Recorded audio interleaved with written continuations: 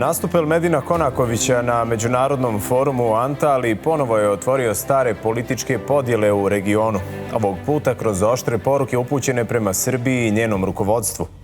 Iz ugla Republike Srpske ovakvi istupi se tumače kao nastavak politike konfrontacije koja ne doprinosi stabilizaciji unutrašnjih odnosa u BiH. Poruke iz Antalije u političkom narativu Republike Srpske više se vide kao dio šire predizborne i diplomatske strategije nego kao konkretan doprinos poboljšanju regionalnih odnosa. O porukama Elmedina Konakovića, njegovoj diplomatskoj politici, večeras govorimo u emisiji Bitno. Naši večerašnji gosti su Bojan Šolaja iz Centra za međunarodne i bezbjednosne studije, zatim Drago Vuković, sociolog i profesor na Univerzitetu u Istočnom Sarajevu i Miroslav Vujčić, poslanik SNSD-a u predstavničkom domu Parlamentarne skupštine BiH.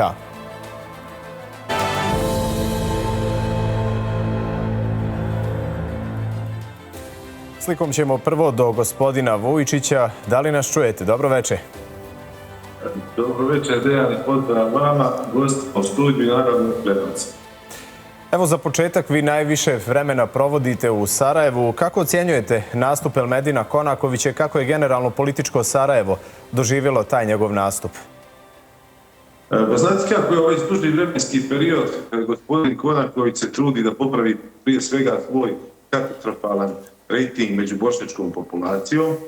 Vidjeli ste i sami da mu se u zadnje vrijeme desila situacija da su ga praktično napustila dva poslanika, jedan u predstavničkom domu, a drugi u Domu naroda. Dakle, sve ono što je radio dovelo je do toga da je njegov uticaj među bošnjačkim glasačkim tijelom veoma nizak. A najbolji način za popravljanje tog svog lošeg rejtinga je napad na Republiku Srpsku i napad na Srbiju. I on to zaista koristi veoma dobro. Vidjeli ste i sami taj skandalozni nastup u Antaliji gdje je napao Republiku Srpsku, predsjednika Dodika, gospodina Vučića.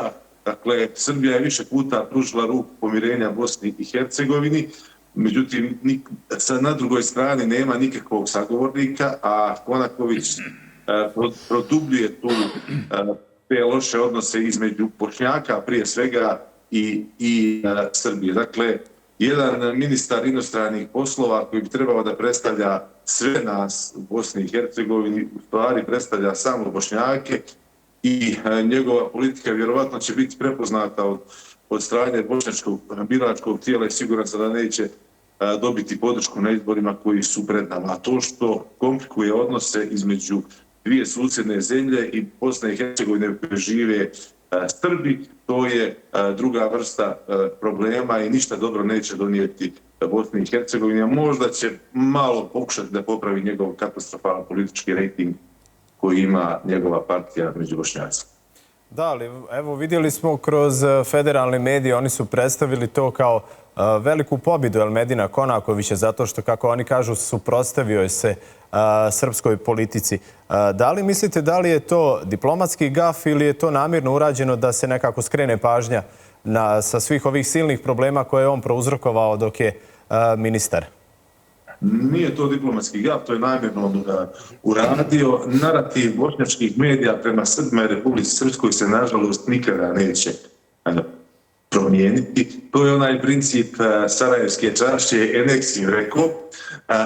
Dakle, jedna vrlo, slobodno mogu reći, primitivna politika koja se zasniva isključivo na napadanju Srba, Republike Srpske i Srbije, a pritome žele da pod navodnicima živimo zajedno. Dok se ne promijeni taj stav kako bošnjačkih medija, tako i bošnjačkih političara, teško da će Bosna i Hercegovina napraviti bilo kakav ozbiljan iskorak u bilo čemu. Bošnjaci moraju shvatiti da Bosna i Hercegovina nije zemlja Bošnjaka, nego zemlja Bošnjaka, Srba i Hrvata i zemlja sastavljena od dva entiteta. Evo, od Dejtonskog mirovnog sporazuma do dana današnjeg napad na Republiku Srpsku nikada nisu prestali, oni su trajali većim ili manjim intenzitetom i to je nažalost bila konstanta bošnjačke politike, da li bila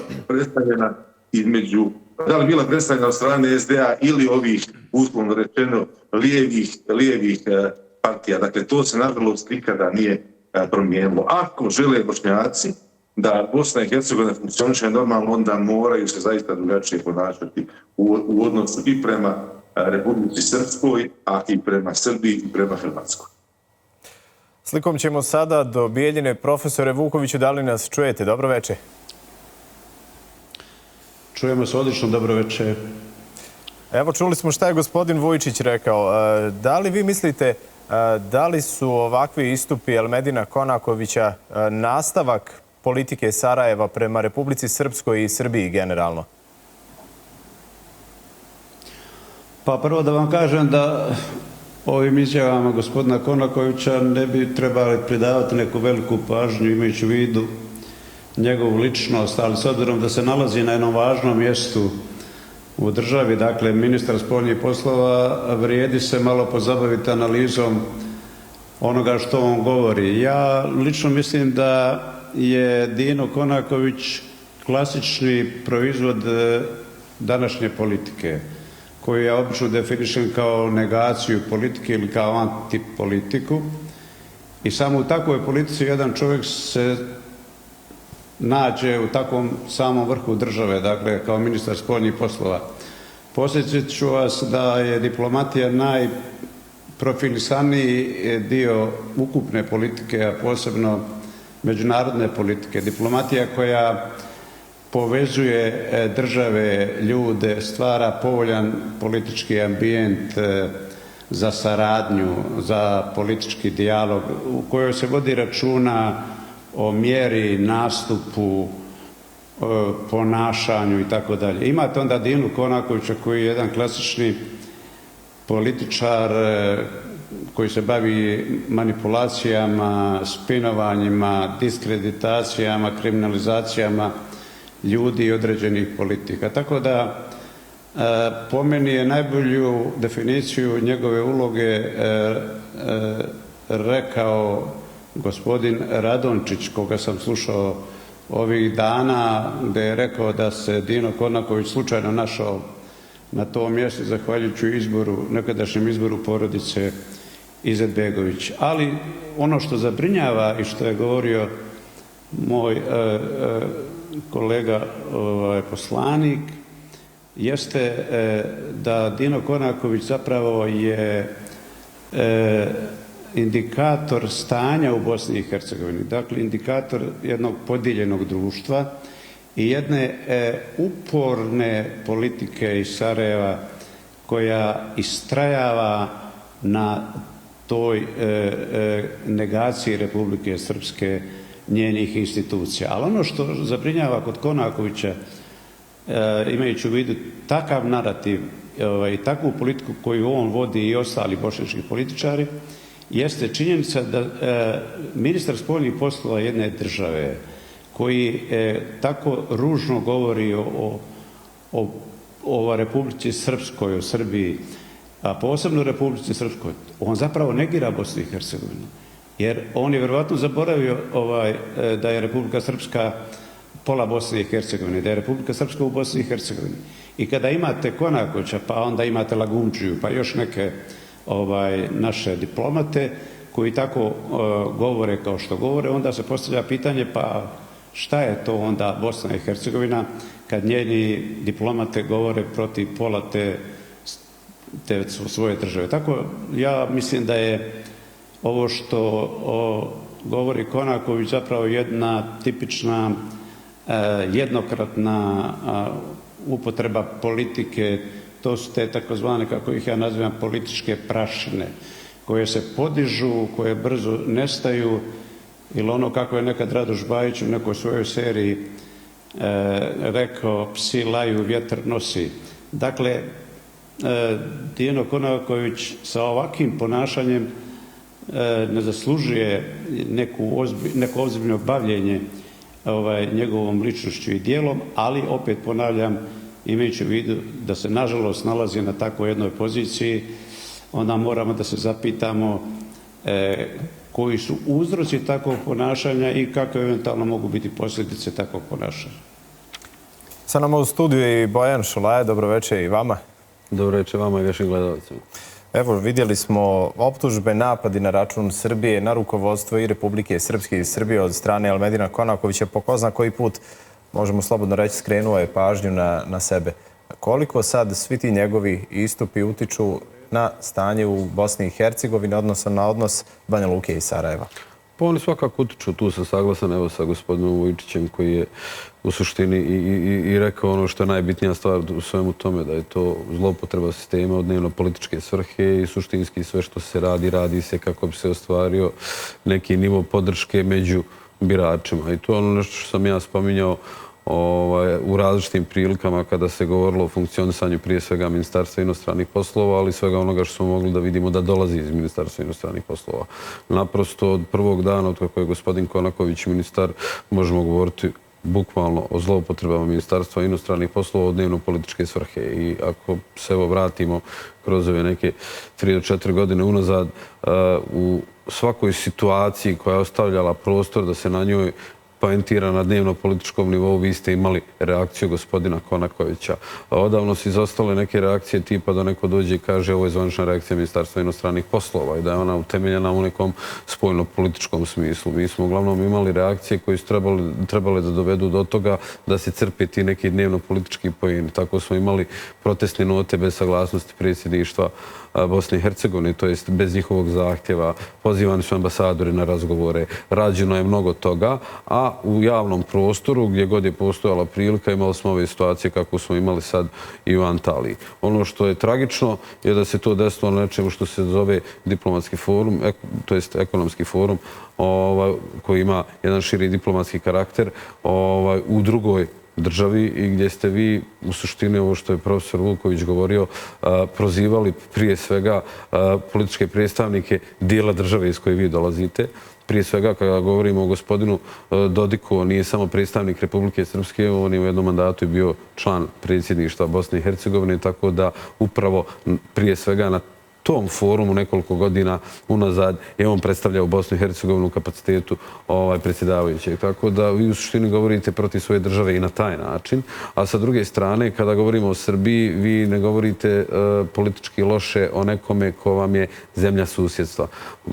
Republika Srbija je pravni nasljednik Savezne Republike Jugoslavije i ako posmatramo stvari opet unazad u odnosu na ono što negdje karakteriše Bosnu i Hercegovinu, upravo Republika Srbija je u ime Republike Srpske i potpisnica Dejtonskog mirovnog sporazuma, kao takva jedan od garanata tog mirovnog sporazuma koji je definisao Bosnu i Hercegovinu i sasvim je prirodno da se predsjednik Republike Srbije reflektuje prema Bosni i Hercegovini i malo šire od onoga što treba da budu dobrosusjedski odnosi. Svaki put je svaka dobra namjera koja dolazi iz Srbije upravo u skladu s tim dočekana na nož i to je opet, kao što rekoh, prostor za dnevno političke poene. Malo se zaboravi onda sve ono što je Srbija recimo uradila za Bosnu i Hercegovinu u godinama unazad, u trenucima kad je nešto bilo potrebno Bosni i Hercegovini. Sjetimo se pomoći kada su vakcine u pitanju za vrijeme pandemije virusa korona. Sjetimo se pomoći za vrijeme poplava koja je bila jednaka prema Republici Srpskoj i Federaciji Bosne i Hercegovine.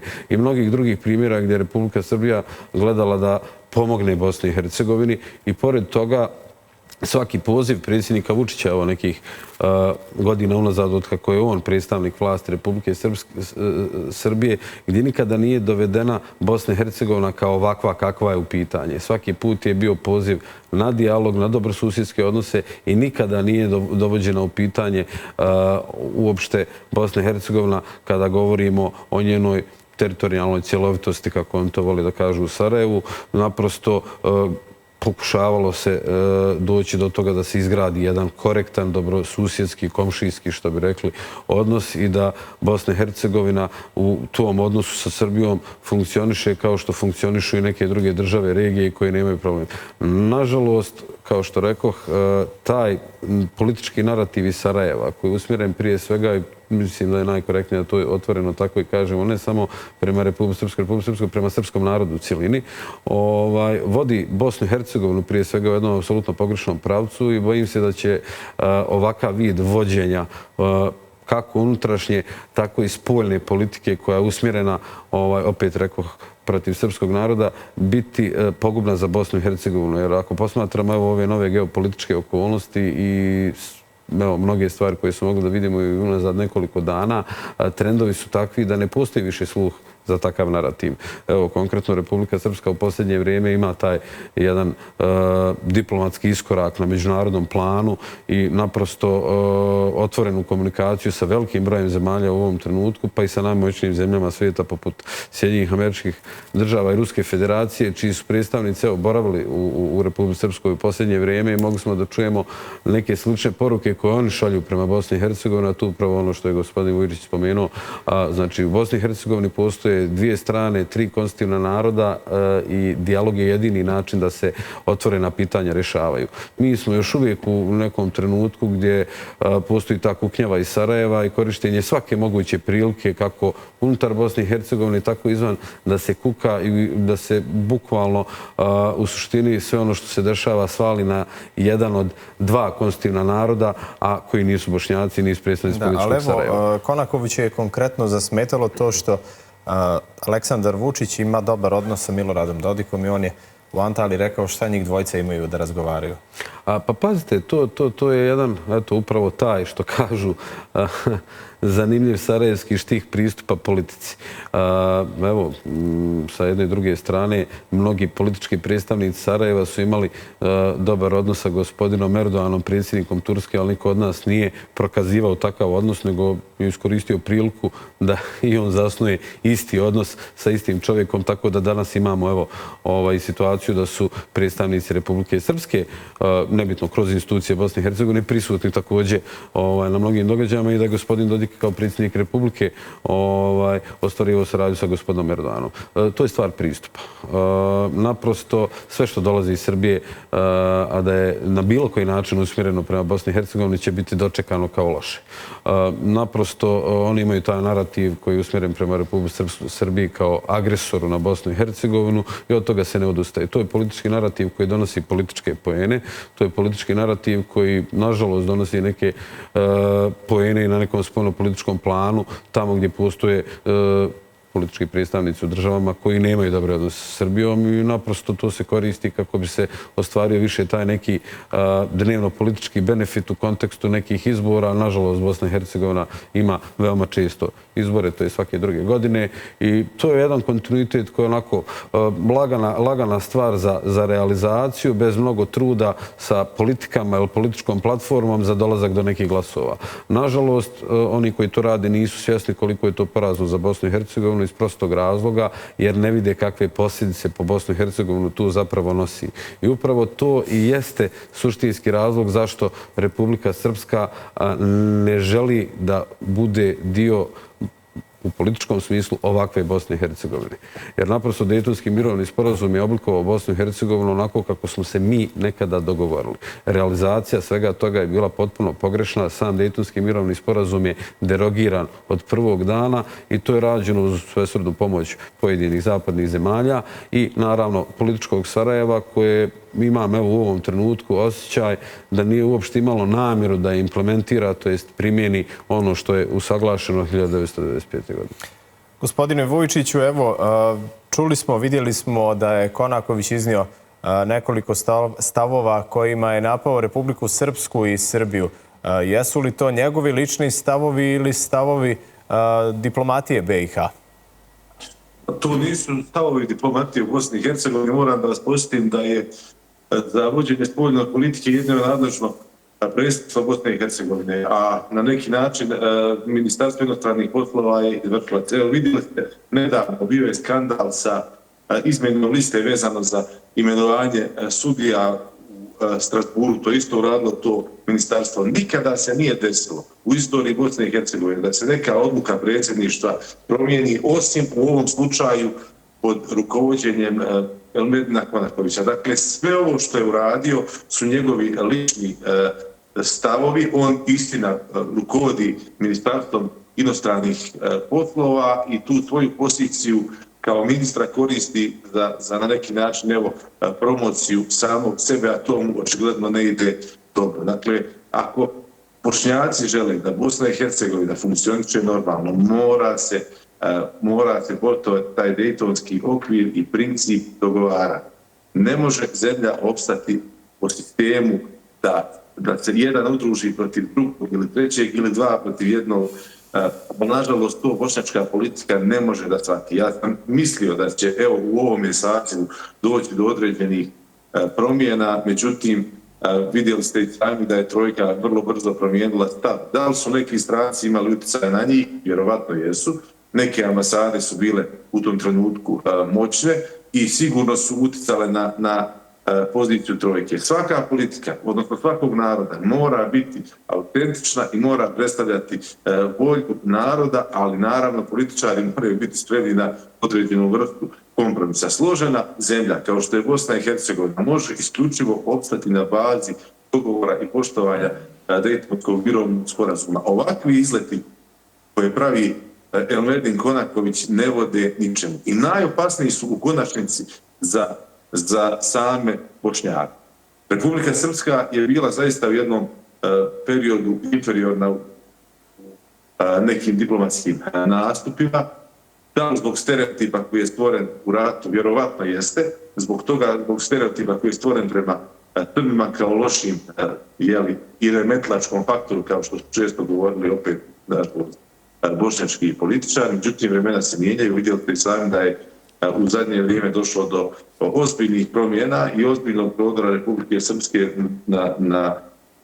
na diplomatskom osnovu. Evo i prema toj istoj Turskoj izgrađeni su dobri odnosi i ličnih predsjednika, Dodika predsjednika Erdogana i gospođe Zvijanović i Erdogana. Dakle, sve ovo što je uradio Konaković u konačnici ne vodi ničemu dobrom, a pravi najveće probleme Bošnjacima. Oni moraju shvatiti, odnosno predstavnici bošnjačkih politika, da se moraju dogovarati i usaglašavati neke stvari, pogotovo kad su diplomatski istupi u pitanju, i da se mora slušati stav predsjedništva. Kako će se njih troje u predsjedništvu dogovoriti, to je pitanje. Ja znam da nije lako postići određenu vrstu dogovora između članova predsjedništva, pogotovo u odnosima gdje je Željka Cvijanović praktično ima dva protiv sebe uvijek, ali istupi samostalni ministra ne vode ničemu, osim pokušaju, kao što rekao, popravljanja njegovog lošeg političkog reda.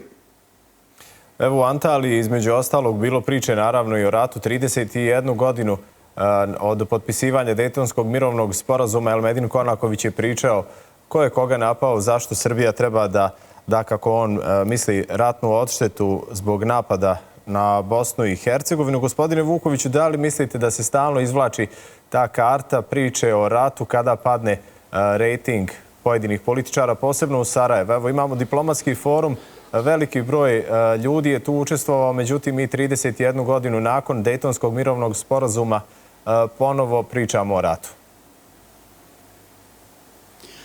Ta priča o ratu iz Sarajeva i od Konakovića nije naravno iznenađujuća, niti je nova priča. Ja to doživljavam malo drugačije. Dakle, muslimani, odnosno Bošnjaci, sve ono što su postigli i što imaju određene naklonosti i simpatije u svijetu, jeste na tom narativu da su oni bili žrtve u ovome ratu. Sve ono što nije valjalo, pa sve do definicije da je to bio genocid i do svega onoga što jeste naravno loše i što rat naravno proizvodi. I ta borba da se takva uvjerenja ne promijene, dakle po svaku cijenu, istrajavanje na toj platformi takvog razumijevanja rata jeste zapravo iz nekog mog ugla analize i bježanje od odgovornosti, jer se ovdje desio građanski rat, ovdje su ratovali svi protiv svih, ovdje su ratovali muslimani protiv Srba, protiv muslimana u Krajini, Srbi protiv Hrvata i muslimana. Dakle, svi znaju, oni koji žele naravno da znaju da je to bio jedan vrlo žestok građanski rat gdje su narodi koji su živjeli u Bosni i Hercegovini se borili za svoj opstanak i taj narativ o žrtvi je zapravo nešto što se muslimani najviše plaše, jer oni kroz tu priču da su oni jedine žrtve zapravo su i opstajali i ta njihova politika do dana današnjeg. Ja mislim da je to takvo shvatanje rata i insistiranje na tome što radi Konaković, pa evo i sada u Antaliji, je najviše šteti Bosni i Hercegovini i najviše šteti Bošnjacima. Dakle, ne može se živjeti na takvim osnovama i razumijevanjima, ne može se graditi jedno novo normalno društvo u kome mora da postoji tolerancija, dijalog, razumijevanje. Sve ostale stvari koje su se desile, postoje druge institucije koje se time treba da bave, ali istrajavanje na tome, bježanje od odgovornosti za ulogu koju su muslimani imali u ovom ratu je jako, jako loša stvar. Ono što ja još želim da kažem kada je riječ o ulozi diplomatije, pa evo i takve diplomatije koja ne počiva na tim pozitivnim procesima dijalogu, nego se Konaković vraća u ratne godine prije 30 godina, to su indikatori raspadnute diplomatije. Bosna i Hercegovina ima jednu potpuno raspadnutu diplomatiju u kojoj skoro svi predstavnici u diplomatiji iz reda bošnjačkog naroda uglavnom rade protiv Republike Srpske i govore po svijetu sve ružno o Republici Srpskoj, o njenim institucijama, o njenim liderima. Sa druge strane imate srpske diplomate koji u svijetu pokušavaju da objasne istinu o Bosni i Hercegovini i onome što se dešavalo i o današnjoj Bosni i Hercegovini kao složenoj državi, dva entiteta i tri naroda, ali koji ništa ne rade protiv Bosne i Hercegovine. Dakle, oni tamo po svijetu ne govore protiv Bosne i Hercegovine kao što to ovi diplomate govore protiv Republike Srpske. Ono što je važno još istaći, Vujičić je rekao, dakle, isključiva institucija koja ima isključivu nadležnost za spoljnom politikom jeste predsjedništvo Bosne i Hercegovine. Sve ozbiljni nastupi i naših diplomata u svijetu, posebno u Ujedinjenim nacijama, Generalnoj skupštini, na Savjetu bezbjednosti, moraju biti dogovoreni u predsjedništvu. Predsjedništvo je ključni organ spoljne politike. Konaković i ministarstvo su izvršni organ te politike. Sada kad vidite kako se ponaša Konaković i kakva to ima veze sa usaglašenim stavovima predsjedništva, ako se prisjetimo kako su ambasadori iz reda Bošnjaka, posebno recimo Lagundžija u Ujedinjenim nacijama i drugi, i Alkala i tako dalje, govorili o Srbima, o Republici Srpskoj, ali opet o Bosni i Hercegovini, onda mi vidimo da je na sceni jedna potpuna devastacija diplomatije Bosne i Hercegovine, a ja bih čak rekao i potpuna devastacija institucija Bosne i Hercegovine. Dakle, imate institucije u kojoj ne postoji nikakav standard i nekakav red gdje nešto treba da prođe proceduru, gdje trebaju da se dogovore ključni ljudi oko određenih stvari. Dakle, imate potpuna soliranja u ponašanjima i zato je to rezultat kakav imamo, ali ja i dalje mislim da su to ponašanja za jednokratnu upotrebu.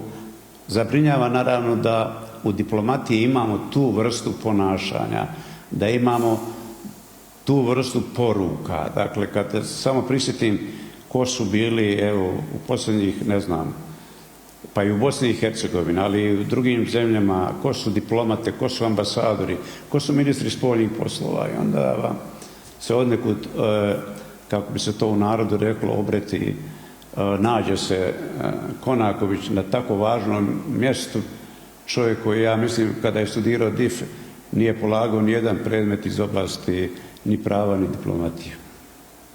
Evo, gospodine Šolaja, čuli smo od profesora Vukovića zanimljivu tezu, raspadnuta diplomatija Bosne i Hercegovine. Pa, teza je apsolutno nezanimljiva, nego činjenična. Ja u posljednje vrijeme koristim jedan drugi termin, paralisana diplomatija, jer na neki način, pored toga što je raspala i ne radi svoj posao, ona postoji, ali ne funkcioniše. Naprosto stavljena je u funkciju politike, to je ovo što je profesor Vuković suštinski govorio, osim u onom dijelu gdje postoje kadrovi iz Republike Srpske u DKP mreži koji generalno gledaju da kroz to ostvare pozitivne ishode i za međunarodnu saradnju Republike Srpske, ali ne negirajući Bosnu i Hercegovinu i ne radići protiv Bosne i Hercegovine. Sa druge strane, predstavnici iz konkretno drugog dijela Bosne i Hercegovine, da to tako nazovem, konkretno iz reda bošnjačkog naroda, su previše skoncentrisani ono što je rečeno na političko djelovanje, prije svega protiv Republike Srpske, što znači samim tim nije diplomatija, jeli? I naprosto na taj način donose štetu Bosni i Hercegovini i suštinski zapostavljaju bilo kakav ozbiljan posao na spoljno-političkom planu za Bosnu i Hercegovinu i upravo ne koristeći diplomatiju kao mehanizam da urade nešto dobro za svoju zemlju, nego upravo iznose ponovo, što kažu, ta unutrašnja politička pitanja na teren na kojem zapravo nije mjesto za tu vrstu političke borbe. I to je vidljivo kroz sve ovo što je profesor Vuković spomenuo kada govorimo unazad o tome i ko su bili ministri inostranih poslova i ko su bili ambasadori na veoma relevantnim pozicijama, prije svega u Ujedinjenim nacijama. Mislim da je tu bitno spomenuti još jednu stvar. Ako uzmemo u obzir ovo što su oba sagovornika rekla i to je nešto što je opšte poznato, a to je da predsjedništvo u suštini vodi spoljnu politiku Bosne i Hercegovine u skladu sa Ustavom. Ministarstvo inostranih poslova je realizator toga. Ne bih sad nazvao nekim konkretno izvršnim organom, jer sam savjet ministara nije u potpunosti izvršni organ, nego savjetodavno tijelo predsjedništva. Tako da suštinski sve što treba da izađe iz Bosne i Hercegovine na spoljno-političkom planu treba da ode iz predsjedništva. Nažalost, mi smo čak imali situacije da i u predsjedništvu inicijativu ruže na taj način. Imali smo dosta samostalnih istupa, zavisno od toga ko je predsjedavajući, konkretno najčešće na redovnim zasjedanjima vezanih za Bosnu i Hercegovinu upravo u Ujedinjenim nacijama ili nekoj od generalnih skupština. Tako da mislim da Bosna i Hercegovina generalno na spoljno-političkom planu ima problem i onda je to jednostavno olakšalo situaciju nekome poput Elmedina Konakovića koji je prvenstveno u svojim očima najbitniji kao predsjednik političke stranke koja učestvuje u političkom životu i treba da ostvari rezultat, da zloupotrebljava Ministarstvo inostranih poslova. I naprosto, ako posmatramo cijeli ovaj mandat unazad, ja ne vidim da je postojao neki značajan spoljno-politički iskorak Bosne i Hercegovine u diplomatskom smislu u tom prostoru međunarodne saradnje prema bilo kome, nego isključivo u ovom nekom segmentu gdje Bosna i Hercegovina treba funkcionalno da se pojavi jer je dio nekog ili integracionog procesa ili je dio neke međunarodne organizacije. Dakle, nije bilo nekih značajnijih susreta, možemo reći? Pa ja se ne sjećam da je pažnja usmjerena bila na to da se komunicira na, recimo, bilateralnom nivou značajnije ili da se učestvuje u nekim multilateralnim inicijativama. Mi smo bili skoncentrisani isključivo na ta pojavljivanja u kontekstu evropskih integracija ili ono što se dešava kroz neke redovne aktivnosti u Ujedinjenim nacijama. Nisam primijetio da je bilo nekih velikih značajnih posjeta nekim drugim državama. Nisam primijetio da je bilo nekih pretjerano značajnih posjeta Bosne i Hercegovine u toj bilateralnoj saradnji. Da, imali smo uvijek predstavnike Evropske unije ili neke druge strukture poput NATO-a i tako dalje, ali nismo imali značajnu saradnju sa državama na individualnom nivou. Sa druge strane, i kroz neke multilateralne oblike saradnje, pa evo, nek to bude i na nivou regionalne, a da nije unaprijed pretpostavljeno kao dio nekog procesa u kojem Bosna i Hercegovina učestvuje. Što znači da Bosna i Hercegovina naprosto nije spremna da napravi iskorak u saradnji sa drugim državama. S druge strane, mi stalno imamo tu neku situaciju da se Sarajevo ljuti kad neko ima dobar odnos sa Republikom Srpskom, koja upravo iskoristila tu mogućnost da to radi na taj način. Tako da danas Republika Srpska na tom individualnom planu sigurno ima daleko bolju međunarodnu saradnju od Bosne i Hercegovine. I ono što je bitno u ovom trenutku i naglasiti, da saradnja Republike Srpske sa bilo kim ne negira Bosnu i Hercegovinu. Zapravo ta saradnja je benefit za Bosnu i Hercegovinu. Ali je žalosno to što oni kojima je to posao ne rade, a Republika Srpska apsolutno u skladu sa Ustavom koristi sve mogućnosti koje su joj date da u maksimalnom kapacitetu to ostvari. Meni je žao što federacija, to jest što politički predstavnici u federaciji, a uglavnom oni koji dolaze iz Sarajeva, ne prepoznaju određene mogućnosti gdje je Republika Srpska otvorila prostor upravo za Bosnu i Hercegovinu, možda da iskoristi kao prostor za saradnju, da se uradi nešto za dobrobit građana Bosne i Hercegovine. I mislim da mi tu imamo u suštini taj ključni problem, što generalno sve što je vezano za to spoljno-političko djelovanje Bosne i Hercegovine biva zloupotrebljeno za dnevno-političke svrhe i jednostavno gubi se suština funkcionisanja jednog sistema koji bi trebao da ima neke i odrednice prema onome što se nalazi izvana. Mi, nažalost, evo i nemamo već duži niz godina neku strategiju spoljne politike Bosne i Hercegovine. Mi naprosto, osim onoga što sam rekao gdje Bosna i Hercegovina funkcionalno učestvuje jer je dio nekih procesa koji traju izvjesno duže vrijeme, mi nemamo neki prostor u kojem se krećemo na način koji bi trebalo. Da, pa da li mislite da li je onda potrebno možda redefinisati nastupe zvaničnika BiH na međunarodnom planu? Pa mislim da u Bosni i Hercegovini trebalo mnogo toga... Da li je moguće uopšte da se redefiniše, da li je moguće voditi normalan politički dijalog u BiH? Pa to bi trebalo u principu da bude tako, ali da bi to bilo tako vi morate imati sagovornike koji su spremni da sjednu i da se dogovaraju. I to je ono što je gospodin Vučić rekao, da postoji bar neki minimum kompromisa oko nekih stvari. Toga u Bosni i Hercegovini nema. Vi ste imali situaciju evo, da je predsjednik Dodik i pozivao na tu vrstu razgovora se sjedni da se o nekim otvorenim pitanjima postigne dogovor, niste imali sagovornika na jednoj od strana. I mislim da je ta jedna od strana upravo kočnica da bi došli do ovoga o čemu vi govorite, dijaloga kao rješenja. Mi smo imali situaciju da su prošle godine, evo, predstavnici Sjedinjenih Američkih Država, konkretno gospodin Christopher Landau, pozvali na dijalog dvije strane i tri konstitutivna naroda. Ali mi još uvijek imamo prizivanje intervencionizma, iako su Sjedinjene Američke Države podcrtale da u narednom periodu, evo dok je ova administracija u Bijeloj kući, neće biti intervencionizma kao rješenja. Nažalost, još uvijek neko gleda da im, evo, neko ko se predstavlja lažno kao visoki predstavnik, a ranije visoki predstavnici riješe probleme, a da se onda oni mogu lagano usmjeriti isključivo na borbu protiv Republike Srpske i na neku svoju kampanju te takozvane građanske ili cjelovite Bosne i Hercegovine, što je jedan ovako i terminološki nonsens.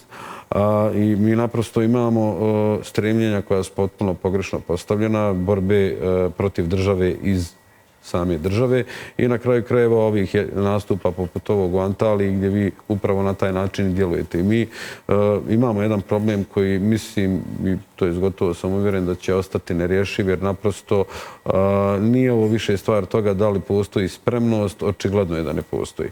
Ovo je sad stvar toga kako mi vidimo Bosnu i Hercegovinu i zato sam i rekao, očito je da se 1995. godine nismo nalazili na istom mjestu, ne fizički, ali kada govorimo o tom dogovoru i žalosno je to što evo imate upravo tu situaciju da Sjedinjene Američke Države koje su ostavile i najznačajniji pečat u kreiranju Dejtonskog mirovnog sporazuma vas danas pozivaju na suštinu dokumenta koji ste vi potpisali.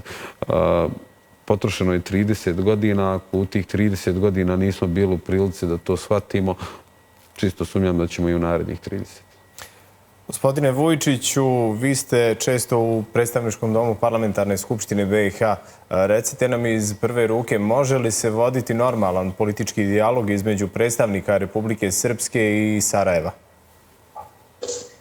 Ja sam bio optimista na početku ovog mandata, međutim, kako je vrijeme odmicalo, ogroman utjecaj je bio pojedinih ambasada, evo konkretno bivšeg američkog ambasadora Martija i predstavnika prethodne američke administracije na Bošnjake i vrlo brzo su shvatili da pošto nisu zaista postigli nikakve rezultate u svom radu u federaciji, dakle vidjeli ste sami sa kakvim se problemima Sarajevo sretalo od problema sa vodom, sa ispravnosti vode, nisu u stanju bili popraviti onaj 50 metara pruge poplava kad je bila dole u Jablanici. Dakle, zaista se ova vlada u federaciji nije snašla u ekonomskom smislu, mada nas uvijek iz Republike Srpske optužuju kako smo mi pred ekonomskim kolapsom, a demantuje ih potezi vlade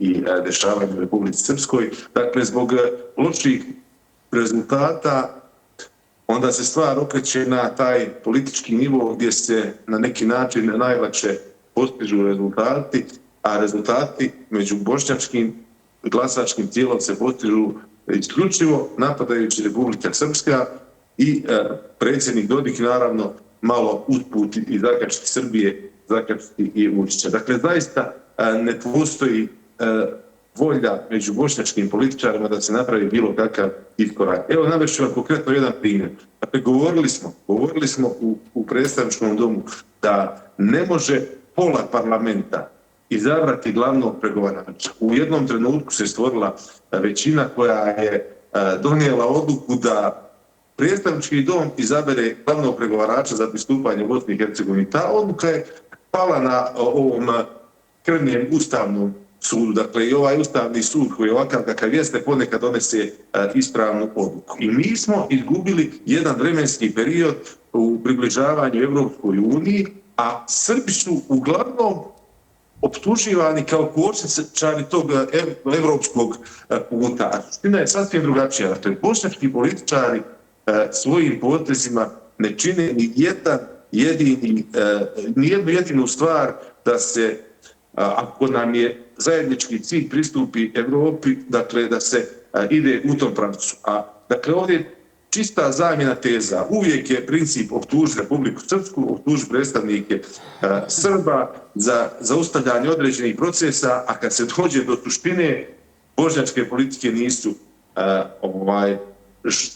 voljne i nisu u stanju da naprave bilo kakav ozbiljan iskorak. Ovdje je samo princip optuži Srbe i Republiku Srpsku. I sve što rade, evo i ovi predstavnici trojke, rade na tom principu, a to u konačnici ne donosi ništa dobro u Bosni i Hercegovini, ni Bošnjacima, ni Srbima, ni Hrvatima. Dakle, da li će se odustati od te politike zamjene teza, ja nisam siguran. Ovaj saziv neće zaista ništa dobro donijeti i neće postići nikakvu vrstu dogovora iz prostog razloga jer Bošnjaci ne žele da se dogovaraju. A moraju se zaista dogovarati ako žele da Bosna i Hercegovina bude funkcionalna zemlja na Dejtonskom principu, a može biti funkcionalna zemlja na Dejtonskom principu. Ima mnogo složenijih sistema, pa čak i u Evropi, pa zemlje funkcionišu. Profesore Vukoviću, da li mislite da je Konaković sa svojim istupom u Antali možda već ušao uveliko u predizbornu kampanju? Pa ja mislim da je Konaković uvijek u predizbornoj kampanji. Dakle, radi se o jednom političaru koji, imamo mi njih takvih još u Bosni i Hercegovini, pa i u Republici Srpskoj. Dakle, to su ovi moderni reality političari, ali biti ministar spoljnih poslova i tako se ponašati, to je već ozbiljan problem. Inače, mi živimo u vremenu izbora, neko je u emisiji spomenuo, od izbora do izbora, od kampanja do kampanja. Dakle, sve su to loše stvari za jednu zajednicu, za jednu državu. Tako da ne bih ja dao na značaju, opet kažem, to što Konaković tako se ponaša kako se ponaša, ali imajući u vidu i činjenicu da je on predstavnik, dakle, na nivou države jedne vrlo važne funkcije i da je vrlo važan predstavnik bošnjačke politike, onda je to zaista zabrinjavajuće. Dakle, da još jednom podsjetim, gledao se da je diplomatija vrlo važan segment u međunarodnim, možda najvažniji segment u međunarodnim odnosima, ali mi smo, recimo, poslije završetka rata Republika Srpska je imala svog ministra spoljnih poslova. Dakle, to je bio profesor Buha, akademik, i sad kada nešto pravim paralelu između profesora Buhe i Konakovića, onda mogu da sagledam u kakvom stanju je Bosna i Hercegovina. A iz nekog mog ugla analize ja mislim da ova pojačana diplomatska aktivnost Republike Srpske je zapravo indikator krize diplomatije Bosne i Hercegovine. Jer da diplomatija Bosne i Hercegovine ostvari ulogu kako bi trebalo i kako sve diplomatije u državama to ostvaruju, onda bi bilo manje potrebe da Republika Srpska ulaže toliko napora na međunarodnom planu i zato ja mislim da treba razumjeti tu našu potrebu. Sve u svemu, po meni, Konaković je jedan zaista, rekao bih, klasični indikator krize Bosne i Hercegovine. Dakle, to je istrajavanje na jednoj politici suprotstavljanja, na jednoj politici koja neće dijalog, koja neće razumijevanje. I kada to imate, onda vam je jasno zašto se to sve radi. Sada ne možemo mi to sve da baš opravdamo zbog izbora, zbog izbornih kampanja i tako dalje. Postavlja se pitanje u kakvom je stanju država, kakva je budućnost ovakve zajednice kao što je Bosna i Hercegovina sa ovakvim kadrovima. Da li mi imamo kadrove koji žele dogovor, koji žele dijalog i koji su posvećeni Bosni i Hercegovini, odnosno takvoj složenoj zajednici kao što je Bosna i Hercegovina. Bez toga ja mislim da smo u ozbiljnom problemu, odnosno da je Bosna i Hercegovina u ozbiljnom problemu i nisam siguran kakva je budućnost takve jedne zajednice i da li ona kao zajednica takva ima bilo kakvu budućnost. Ali naravno ono što je bitno jeste da, i mislim da je večeras o tome govoreno, da Republika Srpska, njene institucije i njena politika nije u kontradikciji sa Bosnom i Hercegovinom, sa njenim putem ka Evropskoj uniji i tako dalje i tako dalje. Sve to što se pripisuje Republici Srpskoj zapravo su slabosti nekog drugog. Dakle, ima ta jedna teza koja je vrlo ružna, a to je da je Republika Srpska i njena politika, posebno gospodin Dodik, smetnja evropskom putu Bosne i Hercegovine. Dakle, to su ta podmetanja koja nemaju veze sa istinom. Moramo da razvijamo jednu sasvim drugu priču u Bosni i Hercegovini, a to je priča da ljudi moraju međusobno da razgovaraju, da se dogovaraju, da se razumiju. Ako toga nema, ako istrajavamo na ovim suprotnostima, na negacijama, onda ne znam kako je moguće gledati u budućnost.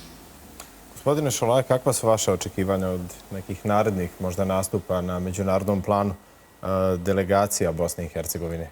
Hoće li ovakvi istupi Elmedina Konakovića postati svakodnevica politička? Pa nadam se da neće, jer iz nekih svojih iskustava znam da i u Sarajevu postoje ljudi koji jako odgovorno i ozbiljno rade svoj posao i vjerovatno postoje oni koji će gledati da to tako bude u budućnosti.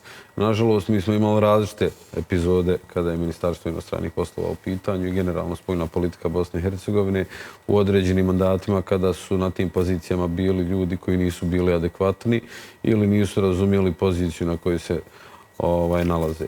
Evo u ovom mandatu konkretno, a i za vrijeme gospođe Turković, konkretno imali smo dvije osobe koje su taj dnevno-politički plan stavljali u primarni fokus, a onda su se usput bavili diplomatskim odnosima. Nadam se da u narednom periodu to neće biti tako, jer naprosto, evo, moram biti iskren, svi koji su iz Republike Srpske imali priliku da rade u sistemu spoljnih poslova Bosne i Hercegovine su bez obzira na političke odnose gledali da daju neki svoj maksimum u razvoju nečega što treba da dovede do bolje budućnosti za sve građane Bosne i Hercegovine, jer to je naprosto prirodno. Republika Srpska je dio Bosne i Hercegovine i spoljno-politički odnosi Bosne i Hercegovine su u skladu sa Ustavom koncipirani na taj način da mi moramo participirati da bi na neki način zastupali interese Republike Srpske kroz taj diplomatsko-konzularni sistem Bosne i Hercegovine. Naravno, Republika Srpska koristi i mogućnosti koje su na raspolaganju u skladu sa Daytonom da ima i svoja privredna predstavništva, što ona radi upravo iz razloga da u onom dijelu koje može da uradi nešto za sebe to i učini, jer naprosto sve ono što dođe kao investicija recimo u Republiku Srpsku je dobro i za Bosnu i Hercegovinu. Nažalost, oni u Sarajevu ne vide to na taj način i naprosto ne rade čak dobro ni za sebe da ne bi možda učinili dobro i za nekoga u Banja Luci. Mislim, meni to tako djeluje jer naprosto imam osjećaj da je Bosna i Hercegovina zapuštena kao siroče u tom smislu. Bilo bi lijepo da se mi negdje zabavimo sami o sebi, ali izgleda da nije tako. Naprosto mi smo negdje naučili da se neko drugi brine izgleda o nama. Kad kažem mi, govorim jer svi smo dio te Bosne i Hercegovine, a nažalost smo dozvolili da politički faktori iz Sarajeva to uradi na taj način i da danas uvijek neko mora da se bavi nama. Pa kad evo govorimo o gospodinu Konakoviću, on je jedan od onih koji je u jednom trenutku žalio što neko spominje da visoki predstavnik treba da ode, smatra da ne treba, ali eto na ovog ljut, zašto, jer ne ispunjava neke njihove političke želje. Mislim, mi govorimo o državi koja je odavno ostala bez unutrašnjeg suvereniteta, pored toga što spoljni vjerovatno nije ni imala i evo kao što smo mogli da čujemo evo konkretno danas na ovom forumu u zgradi vlade kada je bila prisutna ruska delegacija, rečena je jedna stvar koja je jako specifična za Bosnu i Hercegovinu, to je da mi danas imamo namjesnika koji upravlja procesima, a pritom govorimo o Bosni i Hercegovini koja je u jednom trenutku kao nestalna članica predsjedavala Savjetom bezbjednosti Ujedinjenih nacija. Znači, generalno Bosna i Hercegovina kao država je upravo obesmišljena zbog takvih stvari, a mi, evo opet, zajedno sa gospodinom Konakovićem i nizom drugih političkih predstavnika imamo strukturu koja upravo to zagovara. Tako da, šta će generalno biti sa Bosnom i Hercegovinom je upitno, a to je negdje odgovor na vaše pitanje. Zato sam rekao, mi 30 godina idemo unazad umjesto da idemo unaprijed i teško je pretpostaviti kako će to sve izgledati za 30 godina, ali Bosna i Hercegovina ne ide dobrim putem i ako se ovako nastavi, ta budućnost sigurno nije onakva kakvu bi građani Bosne i Hercegovine željeli. Ne zato što ovdje postoje nečije aspiracije, što se često podmeće Republike Srpskoj za secesijom, nego naprosto bojim se da Bosna i Hercegovina ide pogrešnim putem i da će se neke stvari same od sebe u njenoj budućnosti neminovno desiti, jer su nečije ambicije bile prevelike, ali nisu shvatili da, evo ono što smo svi rekli, da je dijalog jedino rješenje za nagomilane probleme i da bismo nešto usmjerili u pozitivnom pravcu moramo sjesti i to međusobno raspraviti prije svega, pa onda eventualno probati postići dogovor. Nažalost, mi na svaku ispruženu ruku iz Republike Srpske i mogućnost dogovora, uglavnom iz Sarajeva, dobijamo odbijenicu. Sa druge strane, oni apsolutno pokušavaju da nametnu sve Republici Srpskoj, pa evo, ostaje da se vidi na koji način ćemo funkcionisati u budućnosti, ali mislim da ovi izbori koji su pred nama će ipak dati malo drugačiji obris svega, posebno ako sad gledamo šta se dešava u Federaciji Bosne i Hercegovine u tom kontekstu, jer mislim da ova vladajuća struktura u Federaciji koja učestvuje u radu Savjeta ministara, neće govoriti o parlamentarnoj većini jer trenutno se ne zna ko je parlamentarna većina u predstavničkom domu. Mislim da i u Federaciji postoji jasna slika o tome da ovaj prethodni mandat nije bio dobar, a generalno on je na neki način bio i nametnut od strane upravo Kristijana Šmita koji se nalazi nelegalno, jer naprosto njegovim djelovanjem je formirana vlada Federacija, taj politički dogovor je da onda obrise partnerstva na nivou institucija Bosne i Hercegovine, što nas je sve i dovelo do ovoga. Nadam se da nećemo imati te vrste intervencija u narednom periodu nakon oktobarskih izbora i da će u suštini Bosna i Hercegovina možda doći u za nju povoljniju situaciju koju smo imali nekad, a to je da u sastavu tog partnerskog odnosa na nivou institucija BiH imamo političke stranke koje vode različite politike, ali znaju ipak da nađu prostor za dogovor. Da, ali uvijek nekako čujemo te optužbe na račun Republike Srpske. Konaković je prije nekih mjesec dana opet spominjao taj navodni ruski uticaj u Bosni i Hercegovini i prizivao je strani intervencionizam, rekao je da im se ne ponovi Ukrajina i nekako je povukao paralelu Ukrajine i Bosne i Hercegovine. Pa dobro, kad bi tako posmatralo stvari, onda bi mogli bukvalno da prozovimo svoju jednu zemlju svijeta koja na neki način imala bilo kakav oblik saradnje sa Bosnom i Hercegovinom za neku vrstu uticaja. Sad hoćemo to nazivati malignim, ovakvim ili onakvim, ali evo, gledajte, evo iz perspektive Republike Srpske, mnoge druge države su možda imale maligni uticaj kad je Bosna i Hercegovina u pitanju. Evo, konkretno u svjetlu nekih novih geopolitičkih okolnosti, ne samo na Bliskom istoku, ali evo, u islamskom svijetu i mi bi mogli neke stvari posmatrati kao maligni uticaj. Ja se ne sjećam da je neko iz Republike Srpske to predstavljao na taj način.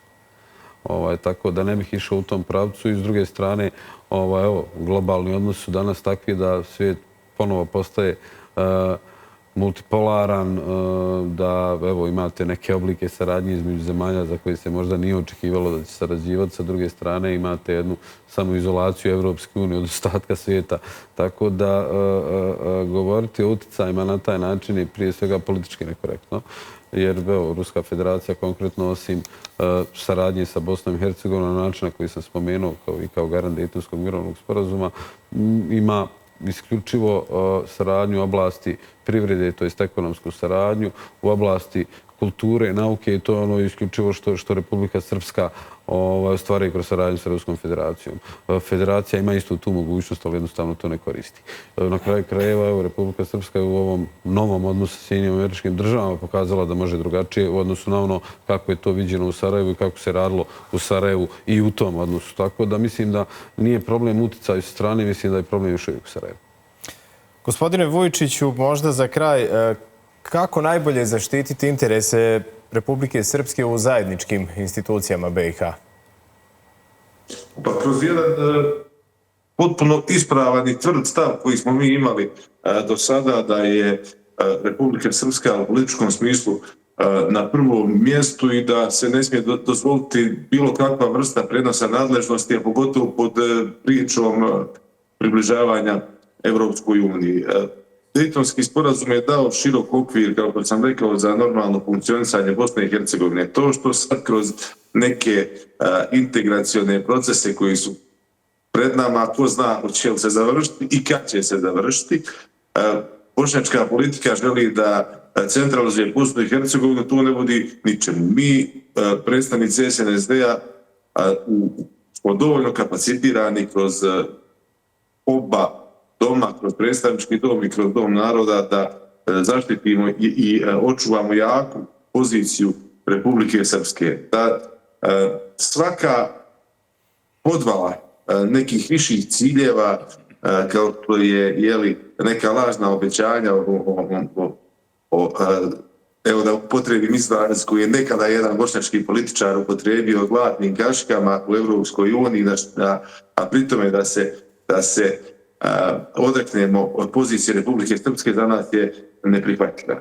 Ja se nadam da se nikada neće desiti u Republici Srpskoj da dođu u poziciju da odlučuju političari koji će biti spremni da zbog nekih lažnih obećanja žrtvuju poziciju Republike Srpske. Dok SNSD odlučujući faktora, siguran sam da će biti odlučujući posle izbora koji su pred nama, to se neće desiti. Mi smo imali u jednom periodu proces jugoslovenstva, pa bratstva i jedinstva, pa nam se to sve srušilo na glavu svima 90. godina. Dakle, nismo mogli opstati i funkcionisati u Jugoslaviji, praktično 3-4 naroda, a sada ćemo moći funkcionisati u Evropskoj uniji u kojoj ima 30 naroda. Znači, nisam ja protivnik procesa pristupanja Evropskoj uniji, ali sve to što se bude radilo mora biti Republika Srpska vidljiva i mora biti zaštićena kroz mehanizme koje joj je dao Dejtonski mirovni sporazum. Dakle, vidjeli ste i sami šta se desilo sa izborom 4. delegata, na koji način su pokušali kroz Centralnu izbornu komisiju i kasnije odlukama Kristijana Šmita da oslabe poziciju Republike Srpske u Bosni i Hercegovini. Dakle, siguran sam dok je SNSD odlučujući faktor da će Republika Srpska biti u političkom i svakom drugom smislu stabilna i zaštićena.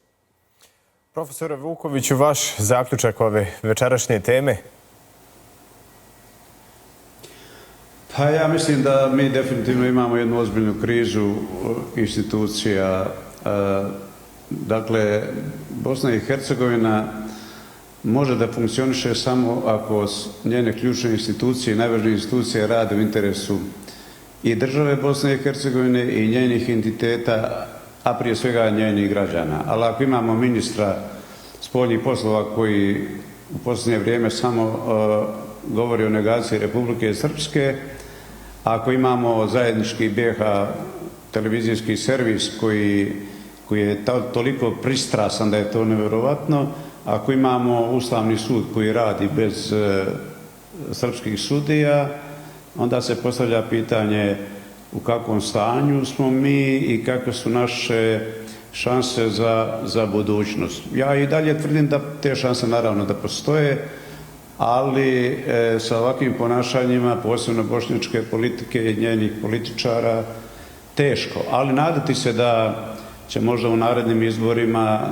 doći neki novi ljudi, neke nove politike koje će počivati na tom osnovnom dejtonskom principu razumijevanja, dogovaranja i da to budu politike prihvatljive od svih građana, entiteta i to je jedini, rekao bih, preduslov za bilo kakvu budućnost Bosne i Hercegovine. Gospodine Šolaje? Pa, sve me ovo nekako djeluje i vraća me na onu frazu što kažu spasa nam nema, propasti nećemo. Bosna i Hercegovina jako dugo tavori, da to tako nazovem, i naprosto se ne pomjera za očekivati da se to nastavi negdje u narednom periodu, jer moramo shvatiti, ako ne postoji mogućnost dogovora, ne postoji ni mogućnost da se nešto dalje razvije. Mi moramo Bosnu i Hercegovinu posmatrati kao akcionarsko društvo u kojem postoje Republika Srpska i Federacija Bosne i Hercegovine i da nam je cilj da negdje zajedničkim ulaganjem u to preduzeće ostvarimo neki rezultat na tržištu, a to je taj neki spoljno-politički plan i ono što treba da dovede Bosnu i Hercegovinu u poziciji da bude usmjerena isključivo kao onome što treba da donese bolju budućnost njenim građanima. Nažalost, toga ovdje nema. Mi se još uvijek negdje vrtimo u onim 90. godinama, očito u periodu prije Dejtonskog mirovnog sporazuma, jer negdje kad posmatramo sve ovo opet unazad, naprosto 2 od 3 naroda, a 1 od 2 entiteta je bio spreman da Dejtonski mirovni sporazum vjerodostojno primjeni. Jedan narod i dio jednog entiteta nije bio i mi naprosto to živimo već 30 godina. Pokušava se modifikovati ono na što smo pristali. I važno je podcrtati. Mi smo na nešto pristali, a evo, sve ove godine pokušava se nešto potpuno suprotno u odnosu na to. I mislim da je ovo neka posljednja šansa da se Bosna i Hercegovina onakva kakva je predviđena spasi od onoga što je ispred nje ukoliko se ovako nastavi. Hvala vam puno, gospodine Šolaje, gospodine Vukoviću, gospodine Vojčiću, hvala i vama što ste bili sa nama večeras i što ste izdvojili vrijeme za emisiju Bitno. Hvala vam. Poštovani gledalci, hvala i vama što ste bili sa nama večeras. Prijatno večer i laku noć.